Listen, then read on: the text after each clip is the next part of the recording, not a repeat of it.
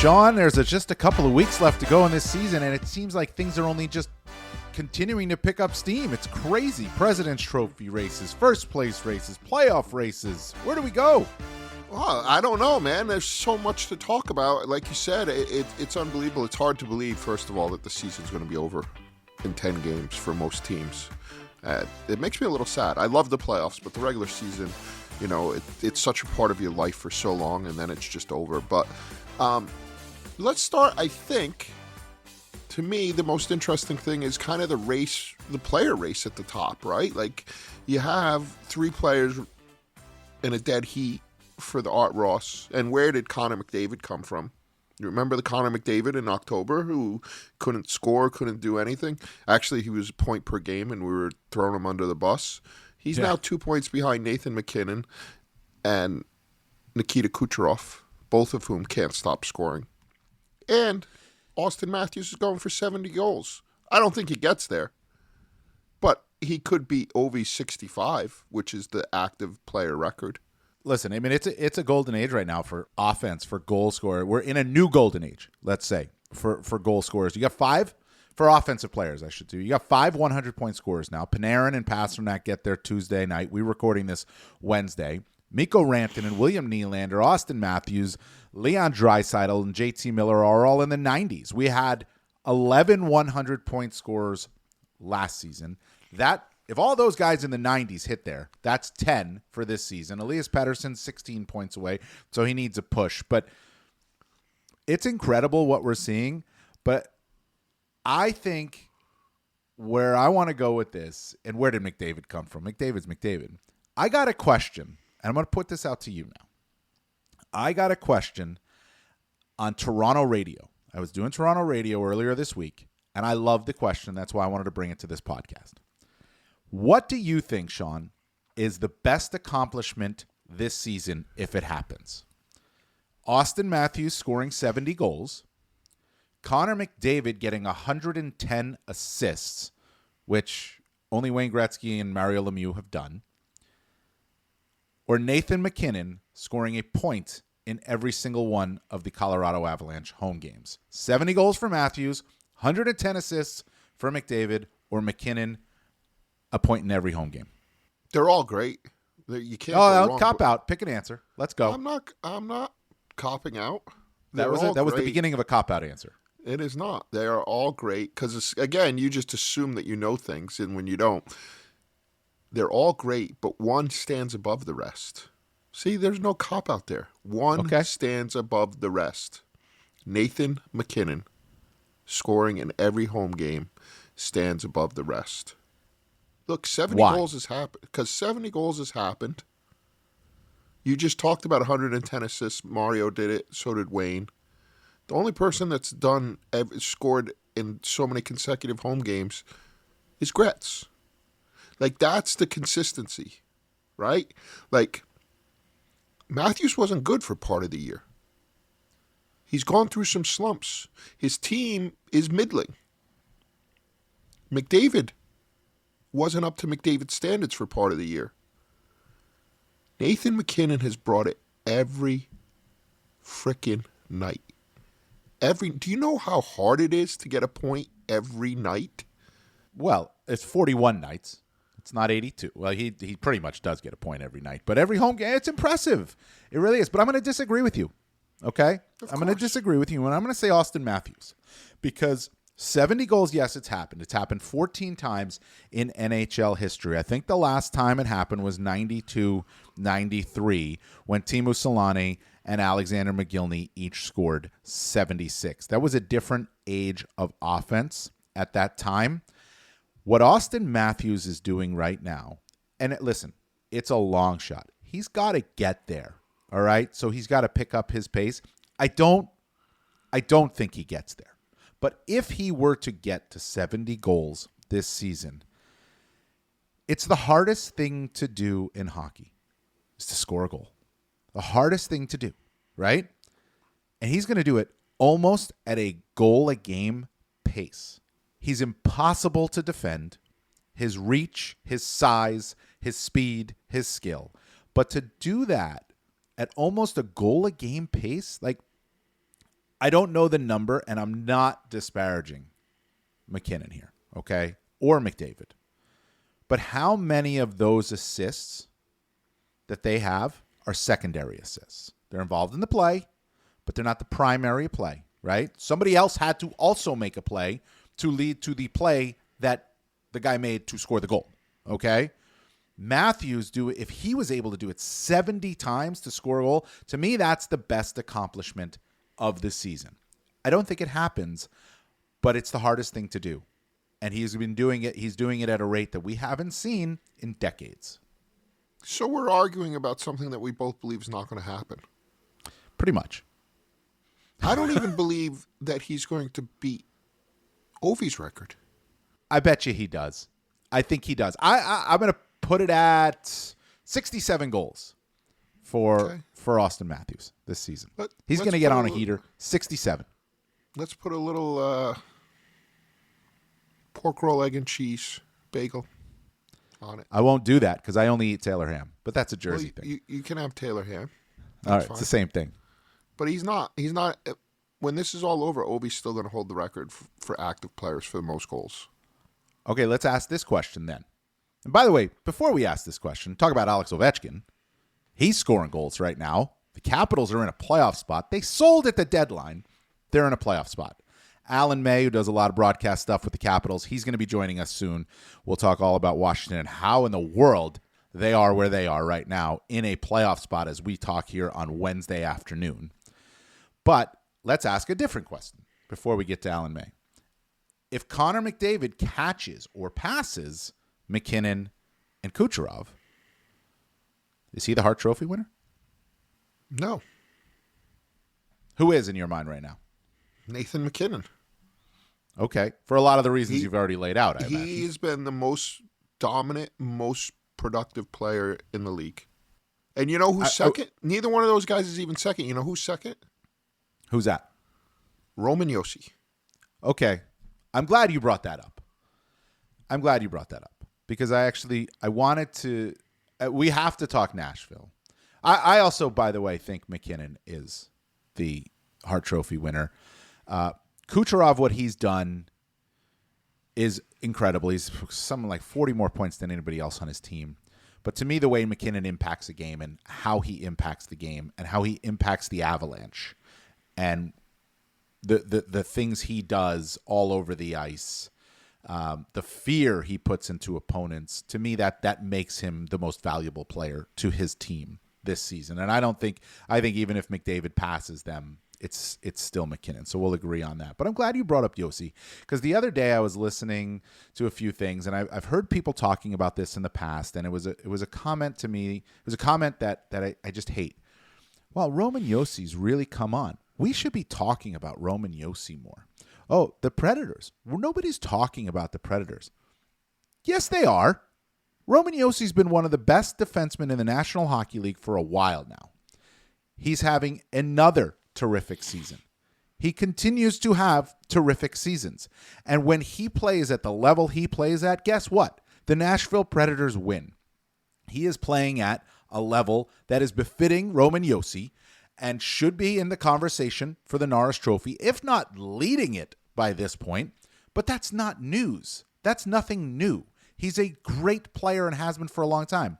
And the Nashville Predators are they're not listening to this podcast if they're not listening, and they're not listening to you, Sean, for the all season, because they have been your team all year. They're 16-0-2. We've been talking about them now in their last 18. We've been talking about them for several weeks.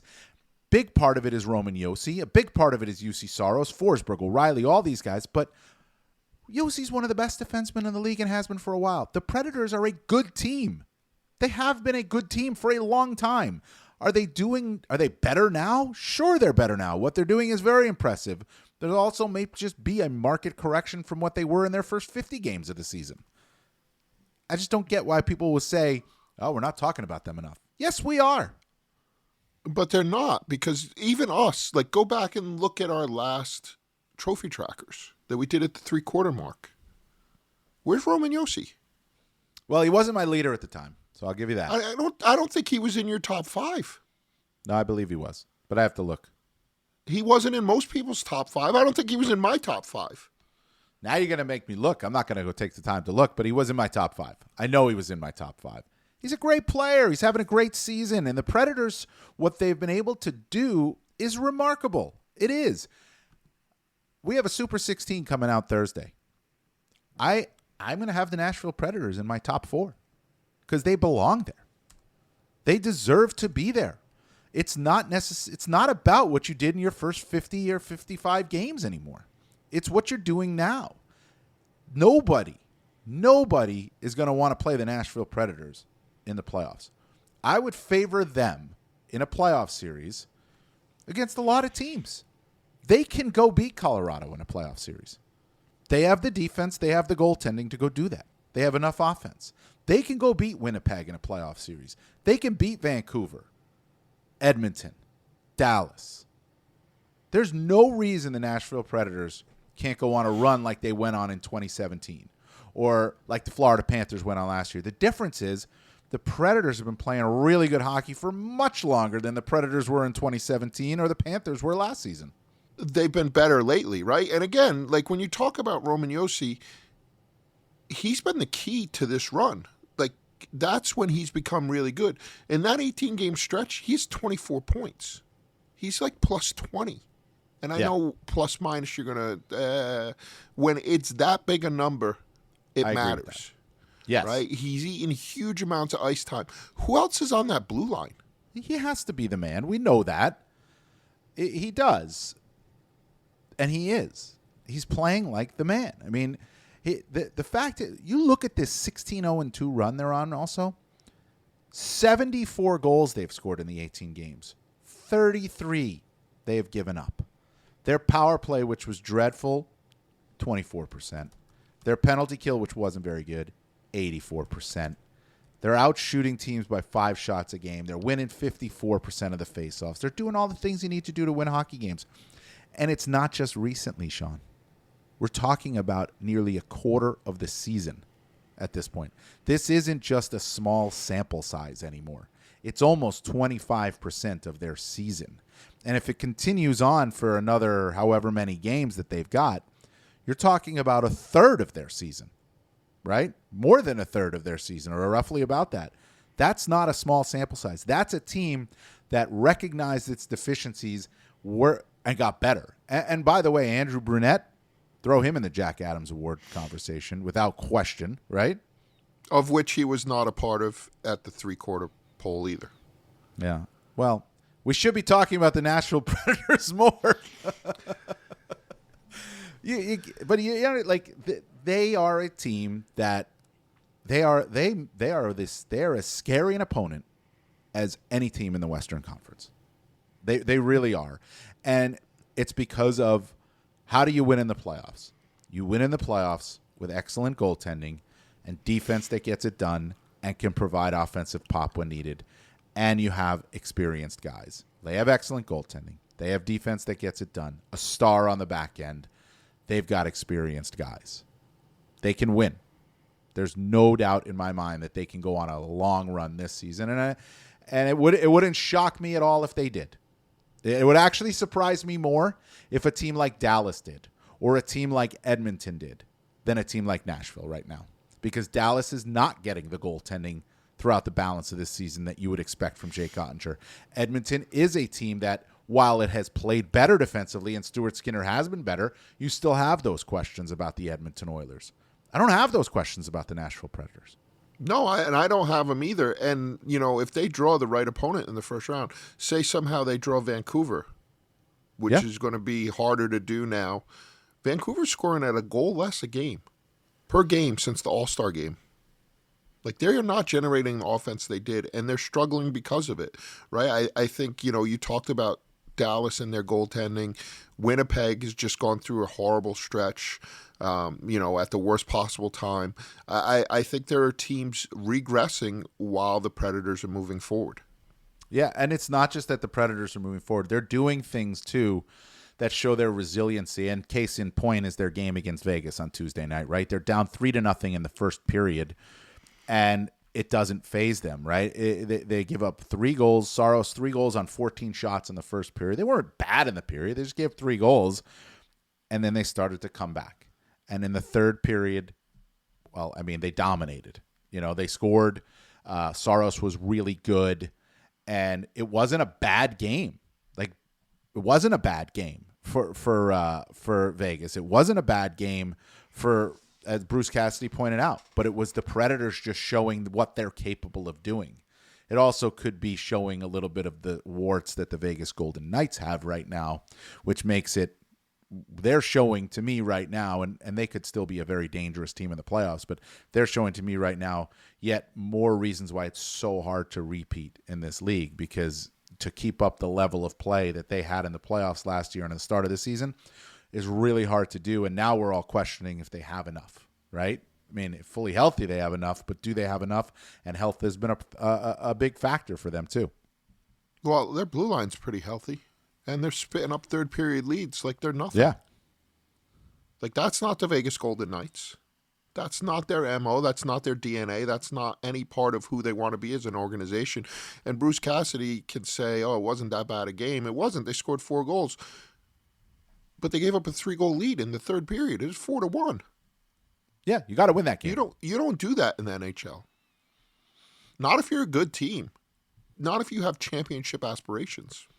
And it's funny, right? The way it works out sometimes. Like, I've been saying it, and it is true, but I've been saying it, like, if you are the team, say if you're Dallas or Vancouver or Colorado, if and you win your division, you finish with the most points, right?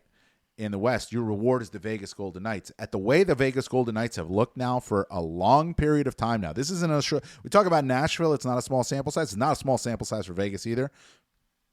I mean, it might be opponent you want to face, right? I mean, it might be the team you want to face at this point, which sounds like crazy talk, Sean, but I mean, it's 8 teams in the Western Conference that are all very good, and if I had to pick one right now to play, I'd probably pick Vegas.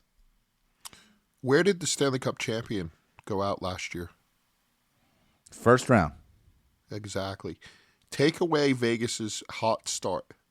Remember, Vegas and Boston, 2 hottest teams to start the season? Yes. Throw that out. Actually, throw it out for both teams.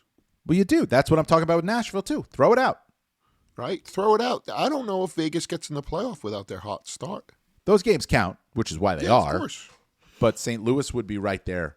Minnesota would be right there. And neither one of those teams I think we're looking at and saying, well, they're clear-cut playoff teams.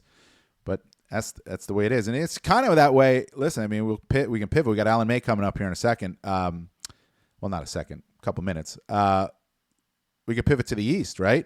You have the New York Rangers, who are the first team with 100 points, 10 games left to go, first team to clinch a playoff spot. And they're looking at it, trying to win a division, which they want to do.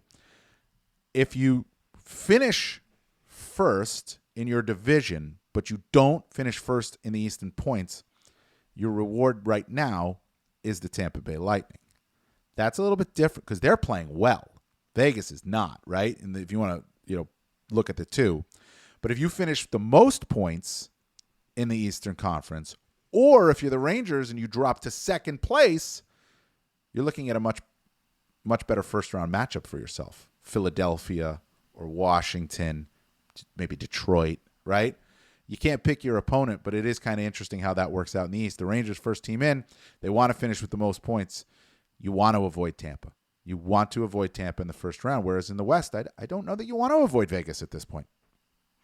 No, I don't think you want to avoid Vegas. And, you look at tonight, right? It's the Bruins and Tampa, and that's the first-round matchup right now, if the playoffs ended today. It is. Right? You're right. And that's going to be a great game. I mean, look, Boston's playing on the second end of a back-to-back, the famed Florida swing. And, they were put through the meat grinder pretty good last night. They won. It was a great game. They won against Florida.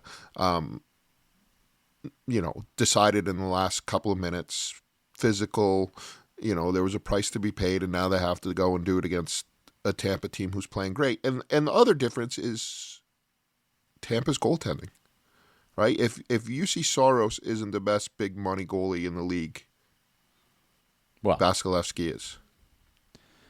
You could flip it around. If Vasilevsky isn't, then maybe Saros is. But Vasilevsky right now would have to be be considered the best big money goalie in the league. He has to be. He owns that title until somebody knocks him off. And that's a big thing. You don't want, like, Tampa is that wild card. Tampa could pass Toronto. They're playing well. They could pass Toronto. But it's very interesting in the East. We're going to continue on that conversation. But let's hone in now on the Washington Capitals. We spoke with Alan May, broadcaster for the Capitals, about what they've been able to accomplish, finding themselves Wednesday, March 27th, in a playoff spot, coming off a win against the Detroit Red Wings after trading Mantha, Kuznetsov, and really thinking this wasn't going to be the year. Well, there they are, and here's our conversation with Alan May.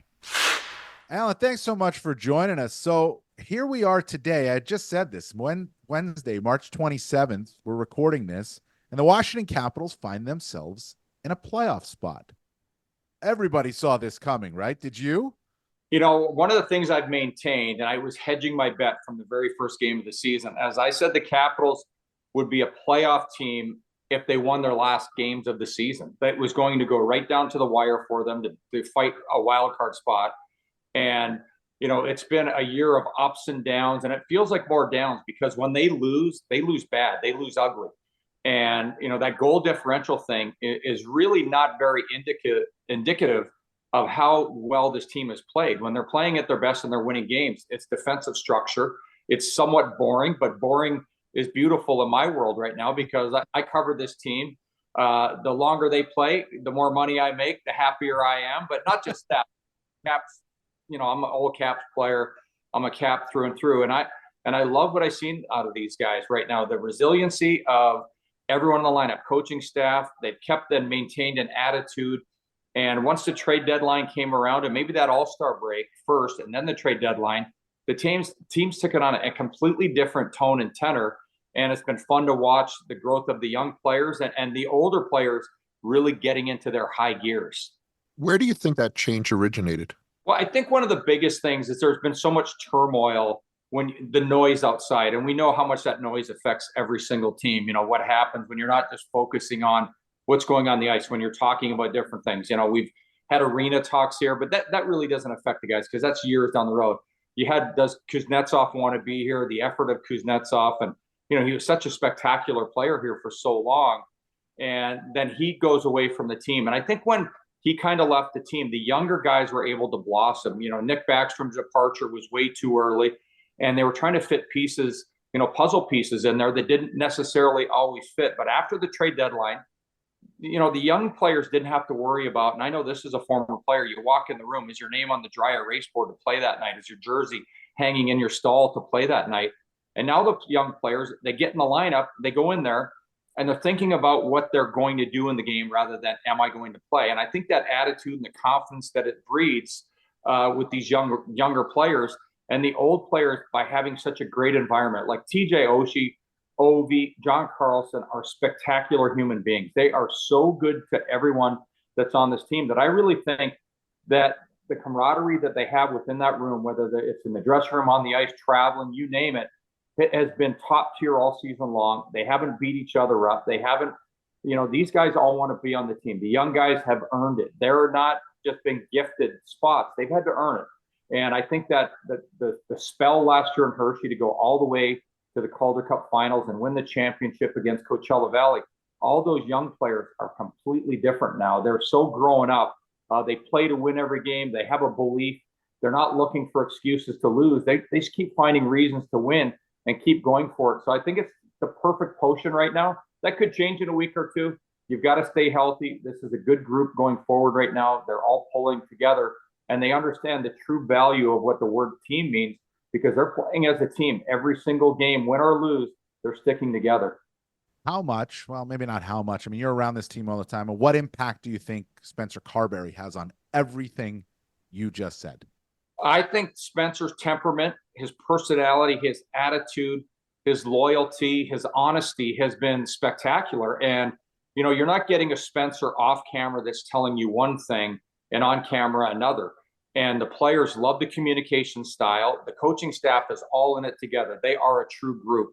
They're not, if they have disagreements, they're keeping it amongst themselves. They're keeping it like grown-ups, and they're making this team better. And they're all going out there gung-ho every day. The attitudes of the coaching staff, and I think that trickles down to the players. The players feel it. And I have not had one single player talk to me, come to me and complain about any of the coaches, any member of the coaching staff. It's been, we're going to find a way. We're going to find a way. And I think, as it trickles down from Spencer, the positive attitude, all the players, we've already had the guy, Ovi, Oshie, Carlson, as I mentioned, that those leaders, they just keep breeding, and it's infectious. So when you think of that, you don't have to worry. You're not, when there's turmoil, players are always grumbling about the coaching staff, and specifically the head coach or the general manager. That hasn't been happening here. So it's just go focus on those games. We've got to find a way to be better. We've got to come together. And I really do believe they've came together since the All-Star break. I think the numbers are 12-5-1. In the 5 losses, they've only scored 10 goals. They've had 30 goals scored against. So that goal differential doesn't mean a whole lot to me when I look at it. This team is at their best when they're playing really good team defense. And the only way you can play team defense is all 5 guys got to be on the same page and want to do it. And we're getting that. In all the years that I've covered hockey, there's nothing that leads to turmoil more than a goalie controversy. And that hasn't happened here. Charlie Lindgren's taken over. Oh, it's been great to see. And, they're 2 great humans. Both of these guys are spectacular. And what Charlie Lindgren has come in here, you've got to look at, you got to be right place, right time. Well, he wasn't on the right place in St. Louis or Montreal when you look at the goaltenders that were in front of him. So he was able to develop his craft. There was these really good goaltenders out there. The Caps pro scouting staff did a great job. He came in here only 5 NHL games under his belt. He was 5-0-0 in those games. He comes in here, no pressure last year, comes out, plays well every night. The team faltered down the stretch. Both goalies were affected. Both goalies played well. They appear to be best of friends. This year he's gone out and he's collecting win after win, and he's doing it in a spectacular style. He may have the best glove hand in the National Hockey League right now. He's a little bit old school and how reactive he is and how when he goes side to side, but he's able to keep his game into control. And I've always maintained this, no matter what level of hockey you're at, whether it's youth hockey, junior, collegiate, the minors, the NHL, men's league, you've got to believe in your goaltender. And right now, when Lindgren goes in there, he's got so much confidence in himself. The coaching staff has it in him. His teammates have it in him. And then he, in turn, is able to play his game right now so well because the team is playing a better brand of defense than they were at the start of the year when he was stealing games. Now it's, the team and the goaltender are uniting and putting a really good effort forward. They've reduced the high danger chances. And when there are high danger chances, the maybe 10 or so a game that are going against him versus the 20, he's stepping up in such a big way, and it makes it look easy most of the time. So we've gone this long. You've mentioned him a few times, but we have to ask you about Alex Ovechkin. Now, it's not a surprise that maybe the best goal scorer in NHL history is scoring goals. He's shooting the lights out right now. I mean, in the last 6 games, he's got 8 goals on 22 shots. But what is it about the way Alex is scoring goals now that is a difference from maybe earlier in the season? Or is this simply, Alan, just a market correction from the great goal scorer that he is, finally the puck going in? Well, you have to ask the questions. Last year, he was on a pace. He had 32 goals. He had to leave the team for a couple of weeks. And when he came back, when he left, he was on pace for about 60, 62 goals, something in there, if my memory is serving me correctly. He came back, only had 10 goals the rest of the year, battled some injury problems. And this year, he never got on track at the start of the year. His legs weren't there. He didn't look right. He wasn't handling the puck. I was worried about his hands. Every pass was bobbled. Every shot was off kilter. Things just weren't going his way. He wasn't handling the puck. Well, he went to Dubai on the All-Star break, and we all joke around. It was the camel ride that but him going. And he's been back from there. I think he's at 17 goals and 10 assists, 27 points in 24, 25 games. But he's been moving his legs. He's been handling the puck better. And from the first game back, you could notice there was a difference. I think he needed to exhale. I think he needed to get away from the game. And he's come back with a renewed commitment and love. Well, he's a happy-go-lucky guy. He doesn't take things out on his teammates, but he's going into every game pumped up and ready to play. His skating is better. His passing is better. His puck handling overall is better. And he's got a shot back. But the biggest thing, to answer your question, is on the power play, he's moving around. He'll go to TJ Oshie's spot. He'll go to John Carlson's spot. When that happens, the penalty kill formation of the opposition, they've got to start thinking. And hockey players really, to me, they're not that great when they're thinking. They've got to be read and react. And all of a sudden, he goes to a different spot on the ice. He's scoring a lot of goals at the paint. He's scoring goals from up top, not necessarily in the office. And then when he goes over to, that spot where we're so used to him, all of a sudden it's on the target, but it's because they're moving the penalty killers around, and that at even strength, he's driving the net. He's getting to the net. He's bringing defenders with him. So I don't know where his aha moment was, but it's been great for him. It's been great for the team. And once again, he's the goal scoring leader on this team. Hopefully he gets into the 30s. A lot of people had him counted out. There was a lot of daggers being thrown.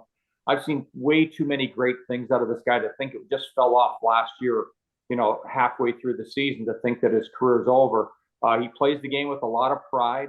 And sometimes you just aren't yourself. You just have to get back to being you. And I think Obi's back to being himself. And the heart, the love, the passion, it's all there. It's infectious. The guys love him. He's the biggest kid in the dressing room. He's also the oldest kid in the dressing room.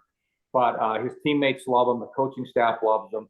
And he's rewarding everyone right now by sticking with him. He got a little bit of time in the spotlight last night. Dylan Strome scores the huge overtime winner, second goal of the game against the Detroit team that you're basically battling for playoff position. Although now the Capitals have kind of moved within striking distance of the Flyers too, so you have to add that into the equation. But how important has Dylan been to this team? And it's been such a long journey for him. I would imagine it has to be very rewarding to be able to watch him step into such a big role. Well, the biggest thing with him is last year when he was signed by the Capitals, he said it was a team that finally believed in me. And he went out there and he rewarded them with career highs in goals, assists, points. And this year he stepped up his game. At the start of the year, he was in shooter mode, and he was at about 12 goals before he got an assist or so.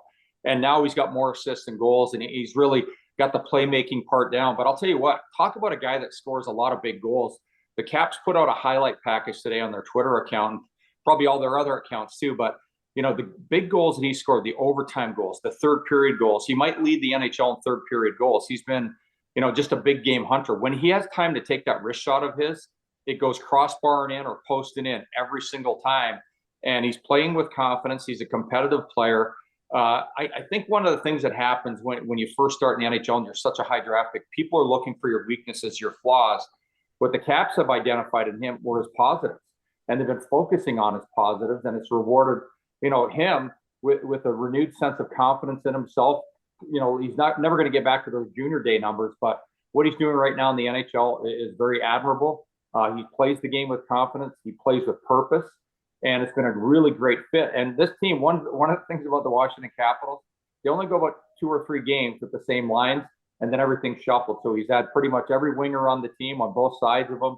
He just continues to play his game. And I guess that's a testament to him for, the fortitude that he's showing and the belief. But incredible kid. He's a true hockey nerd and a hockey junkie. You could ask him any stat from 20 years ago, any stat from last week around the NHL, and he knows that he truly loves the game. Alan, last one for me, and you were touching on it earlier about the way the Capitals play, structure, disciplined, boring is a word we can use, but I don't think it's boring. Like you said, I mean, if you're winning hockey games, it's not boring, right?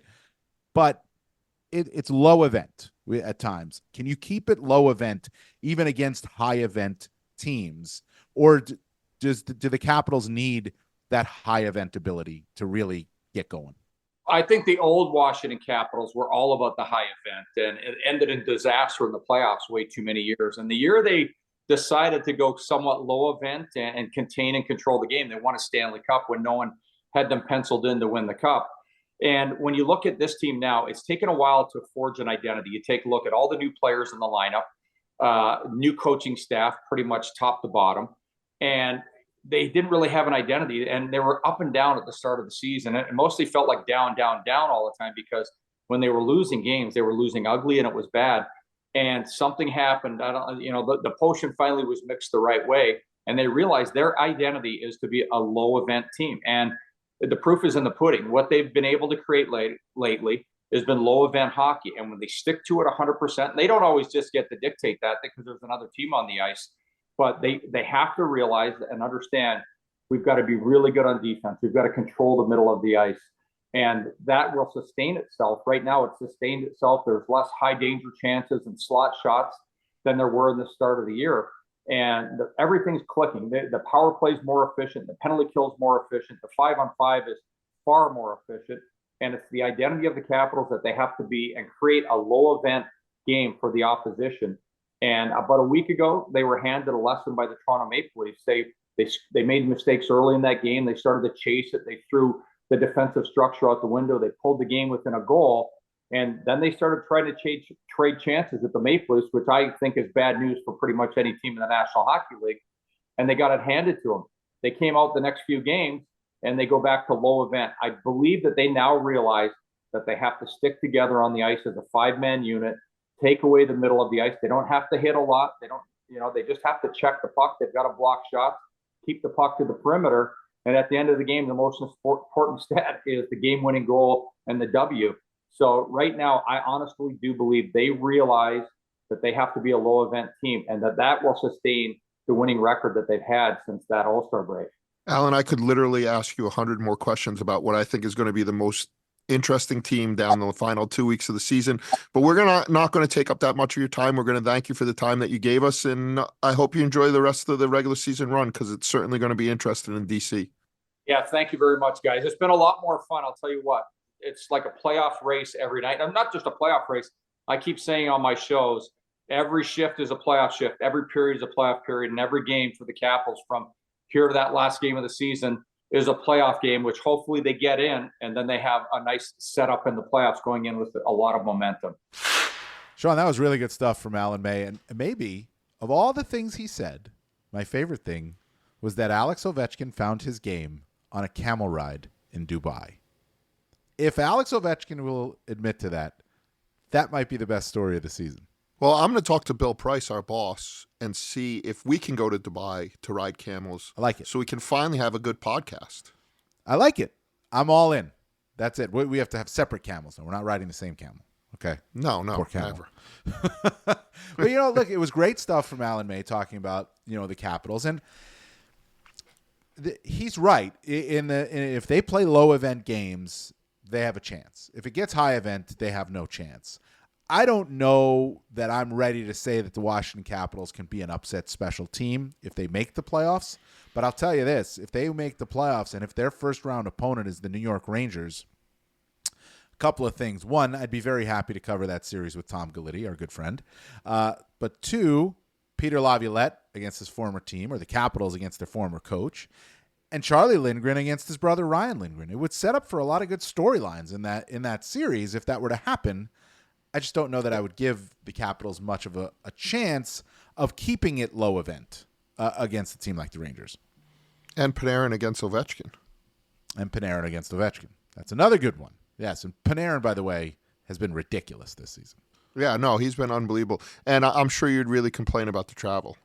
Yeah, listen, we have no complaints here on the East Coast for travel purposes. It's okay. There's no complaining. But I think it would make for an interesting storyline. I don't know. Do you agree with me? Like, do you give if they get in, do you give the Capitals much of a chance to pull an upset in the first round? Maybe they could win a game or two, but I just don't see them as a team that would have enough in the tank to be able to really run a team like the Rangers or the Bruins or the Panthers or the Hurricanes to stay with them over the course of a 7-game series. Well, I give him a puncher's chance, and I give him more than a puncher's chance against the Bruins. We keep saying that, Sean, and they keep winning, right? I mean, we keep talking about the Boston Bruins and say, I don't know about that, and all they do is keep winning. They kept winning last year. Well, that's true. But it's a totally different team, and it's a totally different storyline here. It's not as good a team. It's not as good of a team, but they're a 99-point team. But they're a team that we look at and we say, well, I mean, Charlie Coyle, Pavel Zacha, Trent Frederick, this is their center depth. How are they going to match up, right? How are you going to match up in the playoffs with that center depth against, the Panthers or the even the Maple Leafs, or teams like that? They don't match up down the middle. But all the Boston Bruins do is keep winning. They have 99 points this season. And frankly, there's a lot of guys we could toss out in this. John Tortorella, who I want to get to in a second, is certainly a name you can toss out into this as well. You'd have to say that Spencer Carberry is another name, you could toss out in this, but Jim Montgomery, put him in the Jack Adams Award conversation as well. We talked about Andrew Burnett before. What they've done and the consistency that they've done it with, it's remarkable. It is, but I also think it's a house of cards. And we talked a little bit about they have not been nearly as good since the All-Star game. Right. Since the turn of the new year. They're a 500 club. They've won a ton of games in overtime. Well, they've gotten overtime a ton. They've lost a ton in overtime, too. Yeah. Yeah, I should have said they've gotten to overtime a lot and stolen a point. And, maybe that's a good omen in the playoffs where they're not playing 3-on-3 and they can play their style of hockey. But they don't strike me as a team that's going to pull away from anybody. So I would give Washington a more than a puncher's chance against them. I think that's fair. I think that's fair. What would you say about the Flyers? Because I just mentioned I wanted to talk about John Tortorella too.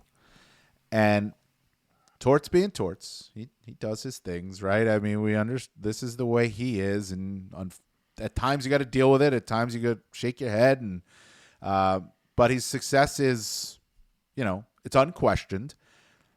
The fact that the Philadelphia Flyers are still in this thing, to me, is absolutely remarkable. I got to tell you, I covered the game Tuesday night at Madison Square Garden, and I didn't recognize. I'm in this league, like I cover this league, and there's a lot of names there from the Flyers that until a week or two ago I'd never heard before, and they're running them out there without Jamie Drysdale, no Ristolainen, no Nick Seeler. They traded Sean Walker. Their number one goalie is not available to them. The guy who started the season as their number one goalie, Carter Hart, not available for obvious reasons. Cam Atkinson, a player they brought in to be a goal scorer, healthy scratch. Sean Couturier, their captain. We know the story there. Now he's on the fourth line. Before that, it was a healthy scratch. And yet the Philadelphia Flyers are still grinding away. They're still finding ways to get points. You could argue that they should have gotten 2 against the Rangers because they had a 2-0 lead. But they fought back 3 times in the third period to tie the game before losing it in overtime and got a point that is so valuable to them. It is amazing to me with what they've gone through and the team that they had at the start that the Flyers are still in this thing. If I'm a Flyers fan, I want the season to end tomorrow. Yes. I don't know that they can make it to the finish line. Washington, Detroit, Jersey won't go away. Jersey's in tough, right? They only have 9 games left and they need to make up 5 points. But they're finally getting good goaltending and you see what happens, right? They're playing much better. So there's too much runway left for the Flyers. And they've exceeded expectations. And to get in the playoffs and to get that experience for their young guys would be absolutely unbelievable. But right now, I think they're winning. It's very much the Ken Hitchcock school of coaching. They're winning to spite Tortorella. Right? You think Ken Hitchcock in his Hall of Fame speech, you were there, I think. Yeah. Oh, yes. Yeah. He apologized. Yeah, he apologized to the player. Well, Tortorella apologized to a player yesterday. He apologized to the media. No. See? He didn't. He didn't. I know apologize he didn't. He apologized to to the goalie. He apologized to the goalie, and the media ate it up because they're so happy that he apologized. Right, but he apologized to Felix Sandstrom, who he should be apologizing to. And he still did it. He still did it. And I think the players have united against him. I guess whatever works. Yeah, and it worked with Hitch. When he was in Philly, they wanted to kill him. Yeah. When he was in Dallas, they weren't happy with him. He won a cup, and when it was all over and he had time to reflect, he was sorry. And he said, I wish I had been a little bit better. But the only thing I knew was to throw hand grenades because that's how I got the players to respond. And I think that's what Torts does. He throws hand grenades. And he never answers for him. He still hasn't explained why his captain was benched and scratched. Yeah, and I'll be honest with you, like, we don't want to make this the ending of the podcast all about John Tortorella, but I hate that. Right? I think there is an explanation owed to the fans of why you're scratching the captain that you just named, the guy who just named captain, who's been a franchise staple, why are you scratching him? Give an explanation. You want to do it, fine. Okay? That's your prerogative as the coach. You control ice time. That's your carrot. That's what you hold. But to just blow past it, I'm not talking about Sean. I think that's it's where John Tortorella gets in the way of himself. He doesn't need to do that. He give an explanation. Do it once. You don't have to do it again. Yeah, he's not good enough. That's it. All you have to say. That's all you have to say. He's Look not at his one numbers. He's not one of my 18 best players right now. Right. Look at his numbers. Which I don't know if I believe. Enough.